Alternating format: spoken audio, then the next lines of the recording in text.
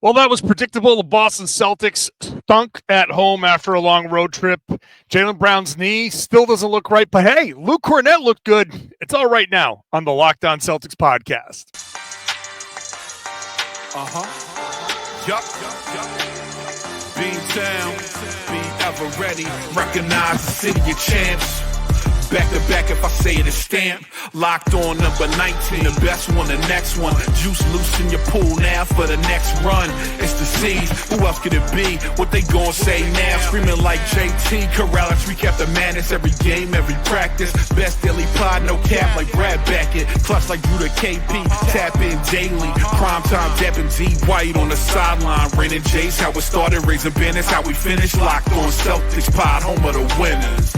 Hey there, welcome back to the Locked On Celtics podcast, right here on the Locked On Podcast Network, where it's your team every day, and I got you covered every Monday through Friday with a free podcast that's dropped directly to your device, whatever your favorite podcasting app is.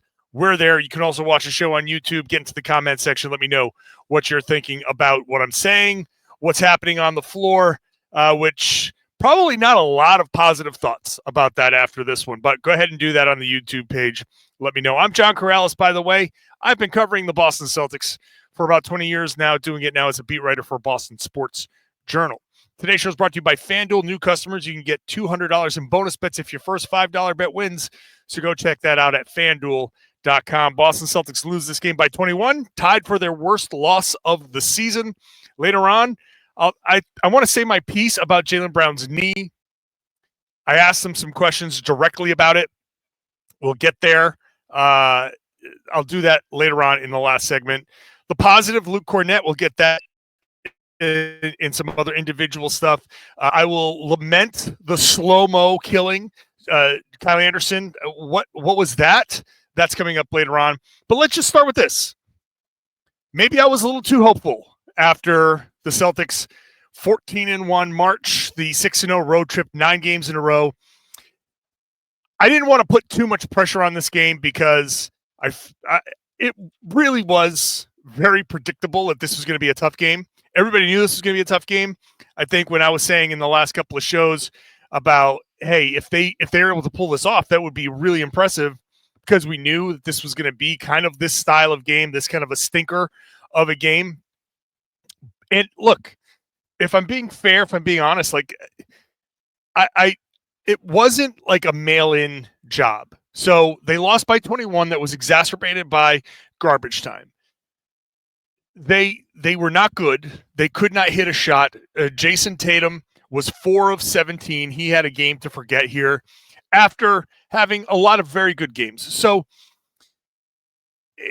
this isn't a lamenting that, the Celtics came home, first game from a long road trip, and they just mailed it in. It was a loss. It was a schedule loss, blah, blah, blah, blah, blah. They didn't do that.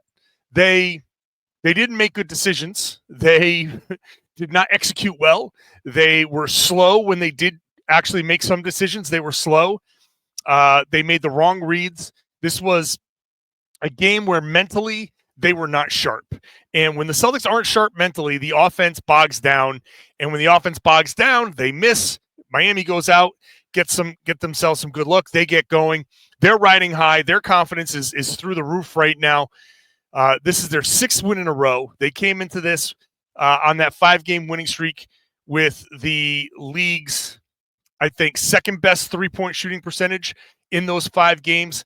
They were one of the best. Maybe I think they were the best defensive team over those 5 games. So Miami has a lot of things going for them, a lot of things clicking.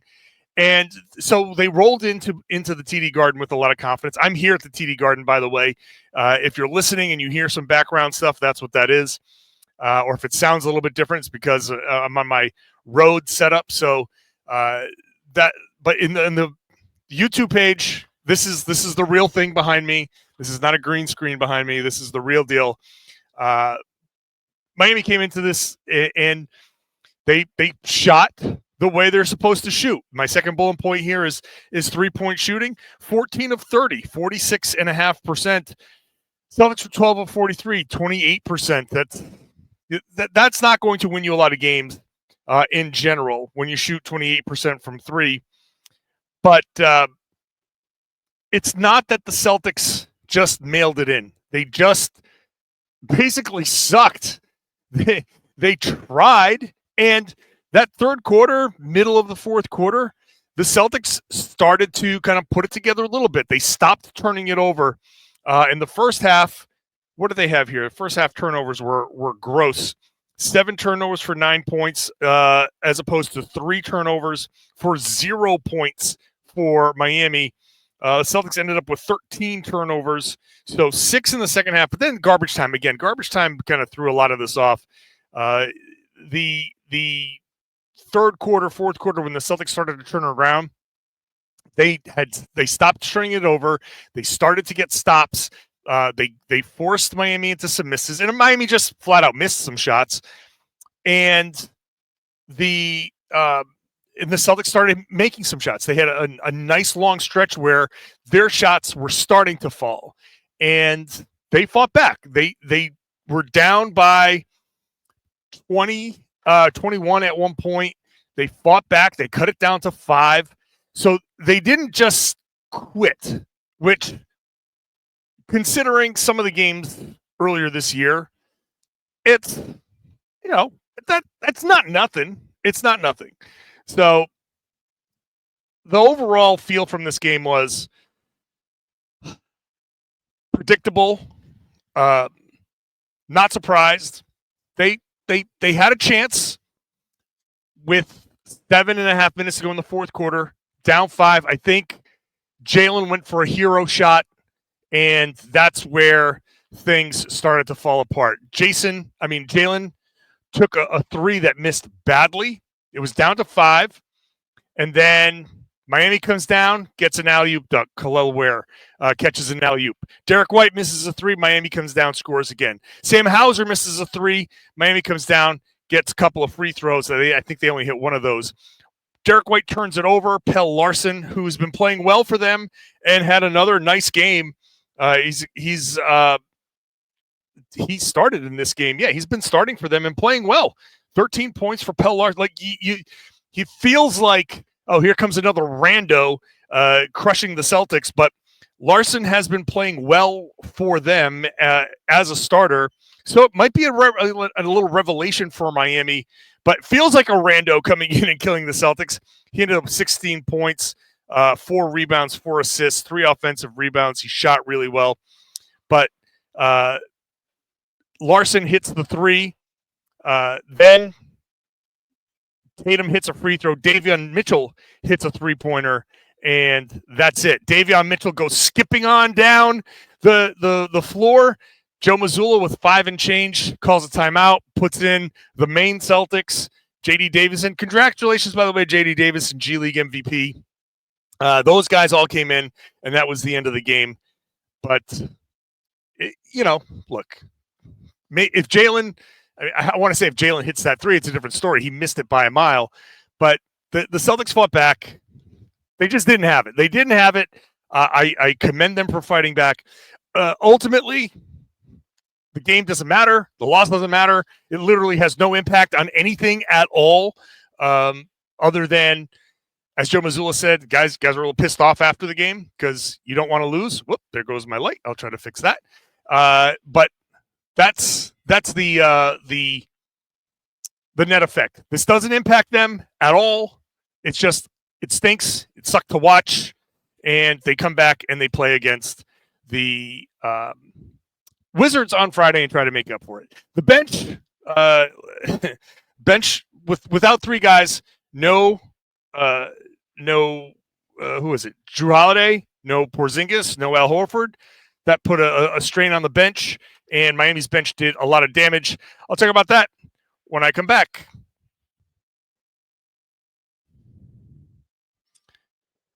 Today's show is brought to you by FanDuel. I know you're watching the NCAA tournament. FanDuel is giving you a chance to get in on the action like never before. New customers, if you bet $5 and that bet wins, you get $200 in bonus bets if that first $5 bet wins. So go do that. That's $200 extra to use on everything from potential buzzer beaters there and who's cutting down the nets. You've only got four teams left. So go check it out on FanDuel. You can bet on spreads, totals, game props over there. Tournament games are coming back up, so you can go check those out. There's always something exciting to bet on. And FanDuel's app is simple to use. When you win, you get paid instantly. There's no waiting around. And the thing about FanDuel is they want you to protect yourself.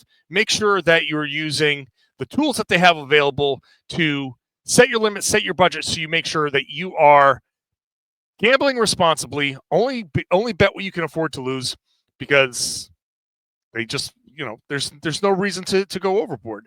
It's a lot of fun to throw a few bucks in a game here or there. So go check it out at FanDuel.com. Place that first $5 bet. If you win, you get 200 in bonus bets. Hey, thanks for making Locked On Celtics your first listen every day. Go check out the new Locked On Celtics newsletter. It's at LockedOnDaily.com. You can go check that out. Click on this Locked On Celtics logo, enter your email. I will send you an email every Monday through Friday with Celtics NBA coverage, some fantasy coverage when it's appropriate, links to Celtics coverage around the internet. So go check that out at LockedOnDaily.com. I want to thank you for being an everydayer. All of you everydayers here with me Monday through Friday. I love you very much.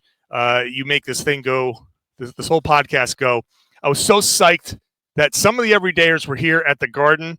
And on top of, not just everydayers, a friend of mine from Australia, a friend of mine from Taiwan, a friend of mine from the UK came to say hi to me here at the Garden. I wish you had a better experience, but being in here and experiencing this and having fun. I know it's not the best game in the world to have it be your first game here, but whatever. It's still a fun experience, and hopefully this game, the next game against the Wizards, will be better if you're still around here. Come by here. Section 19 is where I'm doing my podcast from. The bench battle, it's without three rotation guys, it's impossible for the bench to give a lot, but to lose by as much as they did was very difficult. They lost the bench battle by almost 20 at this point. What was the final? 45-27. It was 33-15 through three quarters. Again, the end of the game kind of pushed the lead further along than it really was. But look, 20-point. This really, I say that 20-point loss makes sense. You can call it a 20-point loss. The thing that killed me isn't so much that, Peyton Pritchard was okay, but he didn't do anything special. 10 points. Torrey Craig played 19 minutes, but he 2 points, was a minus 23. Baylor Shireman hit one shot. They needed more from these guys. A little bit more would have been helpful, right? A couple of shots from Torrey Craig, a couple from Baylor would have been nice. But the bigger story when we talk about the bench is the fact that Kyle Anderson, 19 points, season high, 7 of 11, 7 field goals made, season high. I watched Kyle Anderson do what he does and think, wow, Slow-Mo is the most appropriate nickname in the NBA. How are they? I felt like Krusty the Clown when he's screaming at the TV watching the Washington Generals and the Harlem Globetrotters, and one of the Harlem Globetrotters is spinning on the ball, and he's just like, just take the ball. And I'm like watching Kyle Anderson, play and drive and kind of the slowest Euro step I've ever seen in my life. To see that, I'm just like, just take it. Just take the ball from him. It's right there. He's just kind of like slowly doing the whatever. It's maddening to what, but he's been like this forever, and he's been effective. He's been in the league forever. So, obviously it works, but it's just wild to see. Cause I'm like, how do you not, is it one of those things where the guy throws so much, like a pitcher who throws so much junk that you're so used to hitting a 90-mile-an-hour fastball that you're just swinging too early in a lot of this junk? Whatever it was, man, it's very frustrating to watch Kyle Anderson continue to get, to the rim, to get to the line. But it happened along the rest of the bench too, because, Davion Mitchell, 5 of 10, 3 of 6 shooting, 7 assists for him. I know it was very frustrating to watch him defend Jayson Tatum The officiating was all over the place for both teams. And so I don't know. Some things were touch fouls and they were called, and then some things are super handsy and they weren't called. When Davion Mitchell's allowed to play that kind of physical defense, he is that nickname off night for him is very appropriate, because when he's allowed to be physical, and look, I have no problem with him being allowed to be physical, right? That's totally fine as long as everybody's allowed to be physical. If you're playing that style of basketball, Davion Mitchell could be a real hell of a defender, and is, right? He is a hell of a defender, but he was a team best plus 21 for them, and Haywood Highsmith hits some shots. So that was the real difference in this game, was the fact that the bench for Miami, those three guys, what's that, 30, 42 points just for those guys. That's a big difference. The Celtics top three was 15 points. So that's again down three rotation players. I'm not asking Torrey Craig and Baylor Shireman to match 40-something points. I just wish there was a little bit better defensively, and like a couple more shots, so the disparity wasn't 20 points, that it was maybe 12, or 15 even. Something where that wasn't as bad, and maybe a couple other shots fell here or there. It could have been a different game. But again, I'm not sweating this game at all. Like, I'm really not sweating this game at all. I'm happy that Luke Kornet played well. I was looking at this game as a test for Luke Kornet, because he going up against Bam Adebayo. He had 3 games against the Miami Heat this year. He started 2 of them, and it didn't really go great for him. He didn't do anything, didn't do much of anything. There wasn't a direct Luke and Bam kind of matchup. The Heat defended the Celtics a little differently. I saw Bam on Jaylen a lot. To put a lot of pressure on him, I think it's smart because of the knee, which I'll get to in the next segment. But the Luke Kornet's role throughout the past few games, I just wanted to see it continue. Whether it was against Bam, I thought it would have been a good test, but not against Bam. Whatever it is, however they wanted to defend him, it's just good to see that confidence still flow. Luke was 7 of 9. He had 6 rebounds, all offensive, 14 points. In a game the Celtics lost by 21, he was the only positive plus-minus, a +3. So Luke's out there doing his thing, right? Setting good screens, rolling, making good passes, getting offensive rebounds, keeping possessions alive. When he's doing that and the Celtics are running their offense great, that's when they're at their best. We did see flashes. We did see flashes of them really trying and really playing well. The thing is, it was just so inconsistent. The one play I'm thinking of, which really one of the best sequences of the year, funny enough that it came from this kind of stinker of a game, but Derek White gets his pocket picked. I think it was Kyle Anderson, actually. White comes back on defense, gets pokes it free, but doesn't get the steal. And then I forget who was coming down, going up for the shot. I think it goes down as a block for Derek White. He did have 2 block shots and a steal. I didn't see which one was which, but I think it goes down as a block, but he slapped down at it. He gets the ball, whatever it was, he gets the ball back, comes down, swings it over to Jayson on the left side, swing back over to the corner, back over to Jayson, back over to Derek, swing it back one more time over to Peyton Pritchard, who hits the 3. That was beautiful. That was pure Celtics basketball right there in that moment. That was fun. That was fun to watch. And again, one of the sequences of the season. You're putting the season's highlight reel together, and that's going to be on it. But not much of not enough of that over here. Let's get to Jaylen Brown, because he played fairly well. Less than 29 minutes, 24 points, shot 50%, but I still don't like how his knee looks. And we talked about it after the game. And I'll tell you what he said when we come back.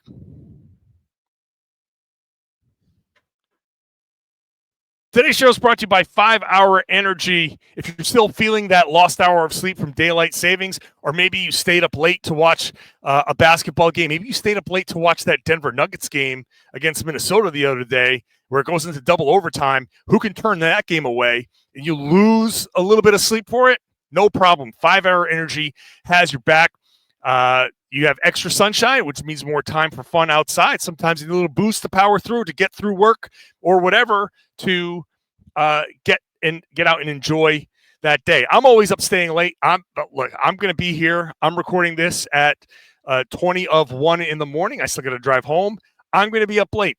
A 5 Hour Energy shot will be that quick, refreshing pick-me-up whenever I need it, and I am going to need it. Maybe you're staying up with the tournament action.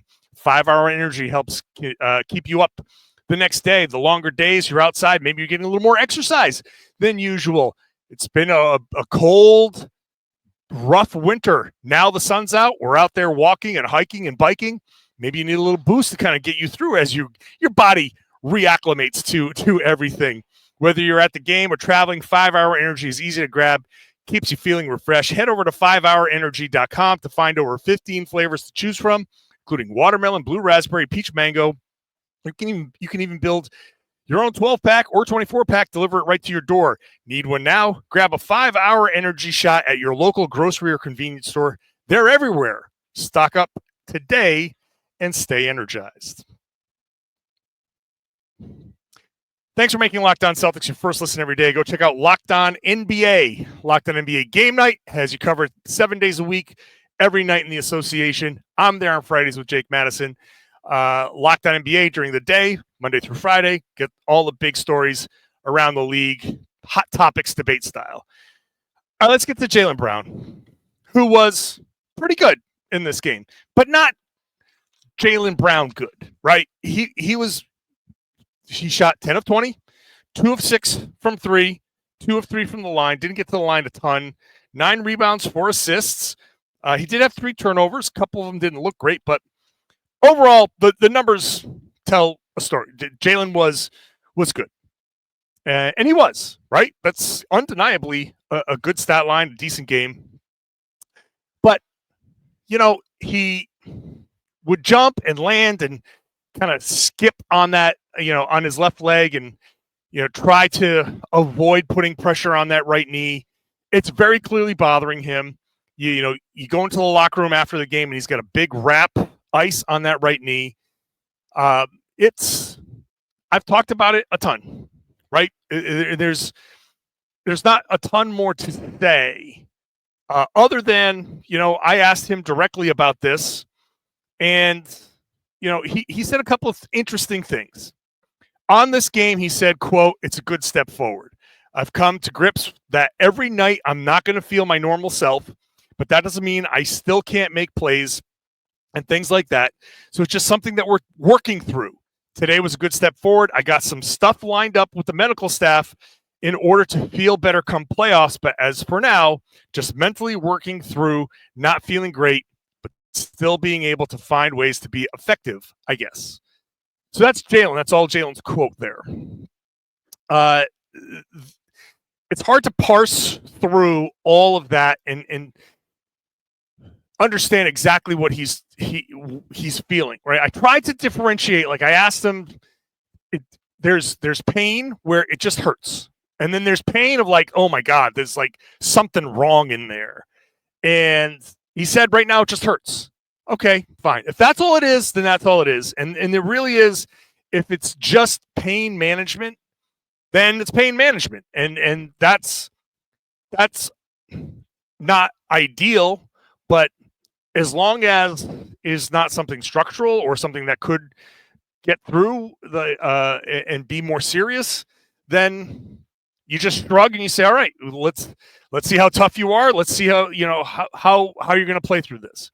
I asked him directly, is the 65 game threshold part of your consideration, whether you play or not? And he looked at me and he said, no. He didn't look happy that I asked the question. That's for sure. It was a very terse answer, but I had to ask, and he said no. I didn't expect a different answer, but You got to ask just in case he does give you a different answer. So he says no. I don't believe him, but here we are. I don't know if this is something that if he rests, it's going to get better. But if he's trying to fight for an All-NBA spot or something like that, Kevin Durant's, I think, going to miss now the threshold. He would have had an All-NBA spot. Jaylen might just get it because he's in consideration, and enough guys have dropped out where he might just get it. So, as I've said before, I don't begrudge a guy chasing that. These are the rules, and that's how it is. And so be it. But the other thing that he said about the injury was, let me see here. And I just lost it. No, he says, I was in some pain today, but just pushing through, trying to find ways to still be aggressive, add value to the team, stuff like that. But it's something I've got to work through and manage. I just hope he knows what he's doing. I just hope that he knows what he's doing here. He says that he and the medical staff have a plan, that they're going to figure out a way to get him where he needs to be. He says the goal is to be at his best come playoffs. He says, I've seen some specialists. This is the other quote here. I've seen some specialists and stuff like that. But we've got a great medical staff and we've got good people around. So come playoffs, my goal is to be feeling my best. So we're just working through that, and it's a thing that we kind of manage and you push through. We've got a good plan in place. So come playoffs, my goal is to be feeling my best. All right. I've said my piece when it comes to Jaylen's knee. I don't know exactly what it is. They talk about an impingement, a bone bruise. I think he should rest. I think he should do whatever he needs to do to be 100%. But playing through it, managing it, I'll give him the benefit of the doubt. And just to argue the other side for a second, you can say, if the pain is not going to go away, if the feeling is that it's just going to be pain from now until the offseason, and no amount of rest between now and the playoffs is going to help it. You just need an off season full of whatever, like an off season to sit out and do that to make it feel better. Then you can argue that, look, it's a bone bruise. It hurts. It's not something that's going to get worse. It's best to figure out how to manage the pain now and deal with it and figure out a routine and figure out a plan and mentally get yourself to that place to where you got to experience the pain. You've got to experience the places where the knee bites you a little bit, and you've got to prepare yourself for that. And if you do all that stuff, you'll be ready to go in the playoffs. That's the other side's argument. That's his argument. If that's the case, then that's the case. It's hard to say. It's not me out there. It's not my body. I don't know exactly what the pain he's feeling. I don't know exactly what he's dealing with. The team can say what they want to say, but there's always something there that no one's going to tell us until after the season is over. And if he has a surgery, then we'll know.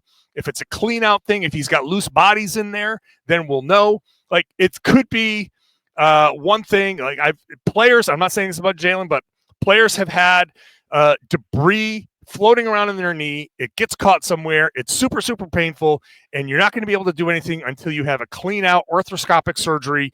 Very simple, happens a million times a day. But you're not going to do that now because you're not going to recover in time for the playoffs. So you just find a way to power through. It could be something like that for all we know. We're not going to find out till later. So I don't know that there's anything left to say. Jaylen's going to play. That's it. That's the end of the story. And we have to accept it. I have to accept it. He's going to play. If he's going to play and have one crappy game and one good game, and he's got to figure out how to pile together more good games, then, hey, you know what? I'm going to give him the benefit of the doubt. I'm going to say, go ahead and play through the pain. Maybe this is more of a sign of the times. It used to be that we lauded guys for playing through pain, call them warriors and say, good for you for playing through pain. And nowadays in 2025, it's like, why do you have to play through pain? Take a break. It's a little bit of a different mentality, but I'm going to give him the benefit of the doubt. I'm going to trust the Celtics training staff, but I'm not going to spend. This is the last I'm going to spend entire segments on Jaylen's knee, unless something happens. My biggest fear is that when you're dealing with something on your right knee, you put more pressure on your left leg to handle the workload. I'm just afraid that the left leg is going to have something, right? A tendonitis in the left leg, something, right? When you're limping, it's the left leg that, if your right knee is hurt, the left leg takes up some of the brunt of the work. And I don't want it to be like, oh, Jaylen hurt something on the left leg because he's compensating for the right. That's honestly my biggest fear when it comes to this. I don't think they'd let him play with something structurally wrong. Like, oh, there's a possibility of you making this knee injury worse.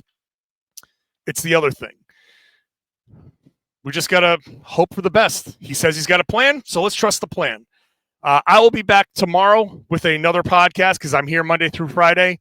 I will not do a full reaction Friday night. It's Friday night against the Wizards.